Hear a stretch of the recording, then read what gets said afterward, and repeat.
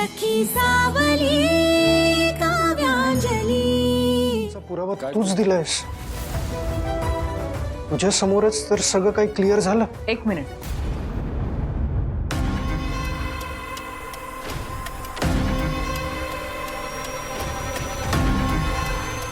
बाळाबद्दलच्या शंका संपल्यात विश्वजित, पण तुमच्या वागण्याबद्दलचे प्रश्न अजूनही तसेच आहेत।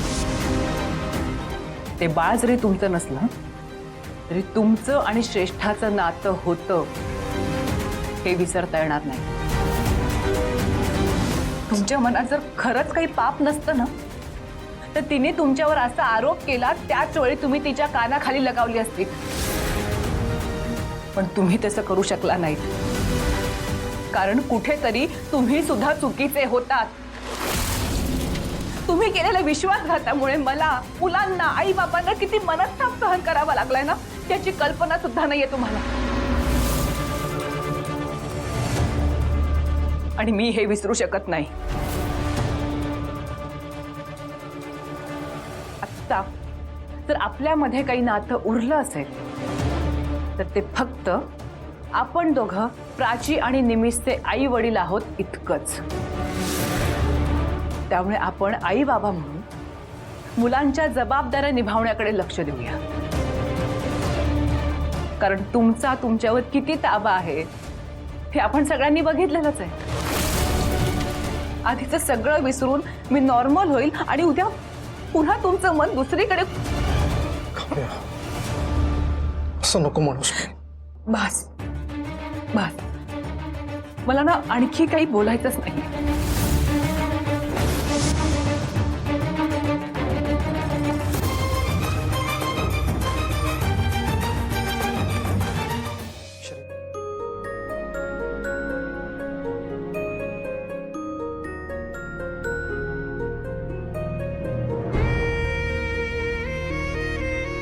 हे काय करताय तुम्ही?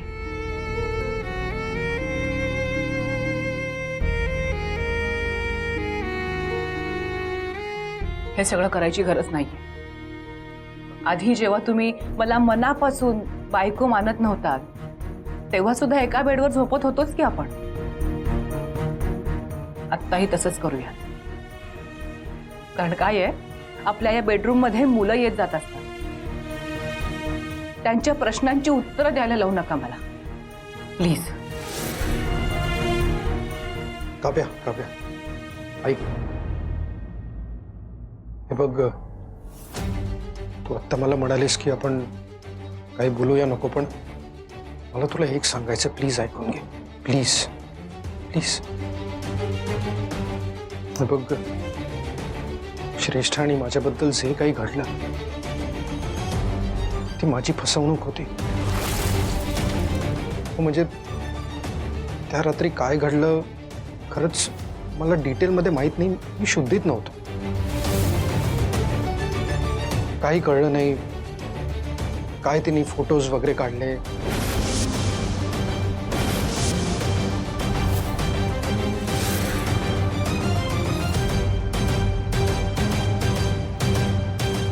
आणि सकाळी जेव्हा मला जाग आली तेव्हा श्रेष्ठाने गवगवा केला होता।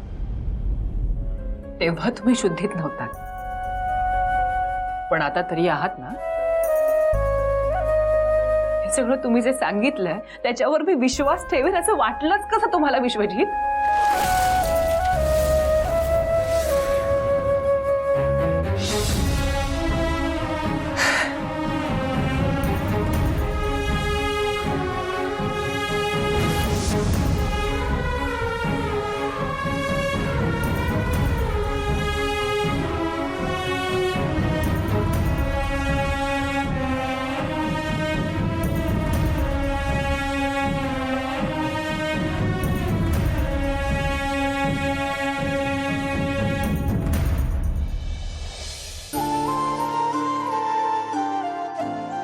आई तुम्ही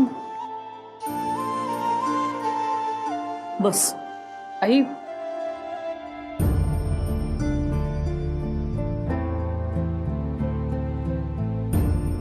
तुझी मनस्थिती कळतीये मला।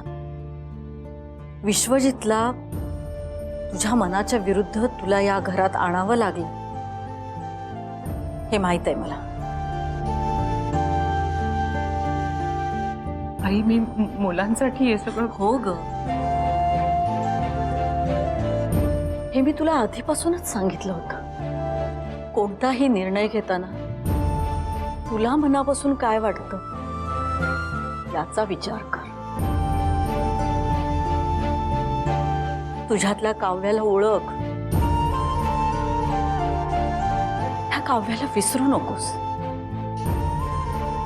स्वतःला त्रास करून घेऊ नकोस. हे बघ, तुला आतून त्रास होत असणार आहे हे कळतंय मला. तुझी चिडचिड लपवू नकोस काव्या. हे बघ, यातून बाहेर पडायचं असेल ना तर एक उपाय आहे. विश्वजितला ऍक्सेप्ट कर.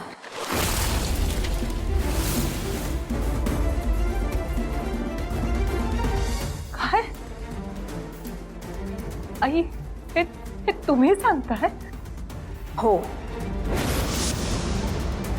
हे बघ, विश्वजितनं ज्या दिवशी मोठं पाप केल्याचं कळलं त्या दिवशी त्याला घरातून बाहेर काढणारी ही मीच होती.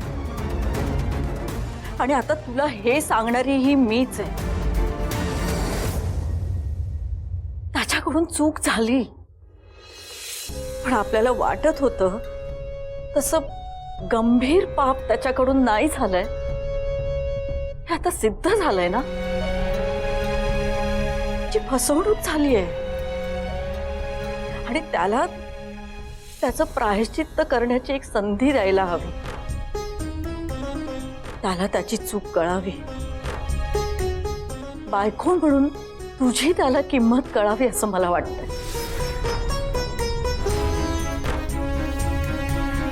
वडील आणि मुलगा म्हणून तो चांगलाच आहे.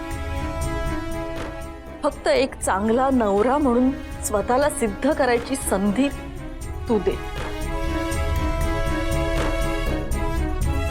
काव्या, या बाबतीत शांतपणे विचार कर.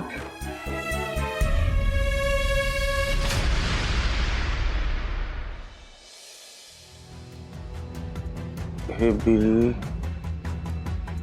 भरलेलं आहे.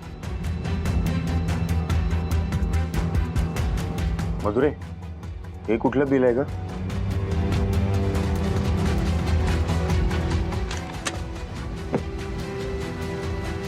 काय झालं?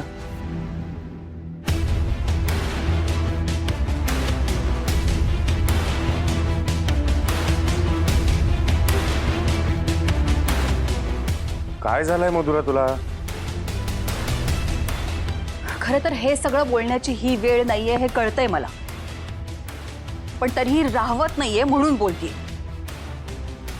हे सगळं कार्य पूर्ण होईपर्यंत 13 दिवस तिकडे राहण्याची अंजलीला काय गरज होती? खरं तर काव्या मुलगी आहे त्यांची, तिने राहायला हवं होतं. ही अंजली तर पुतणी आहे.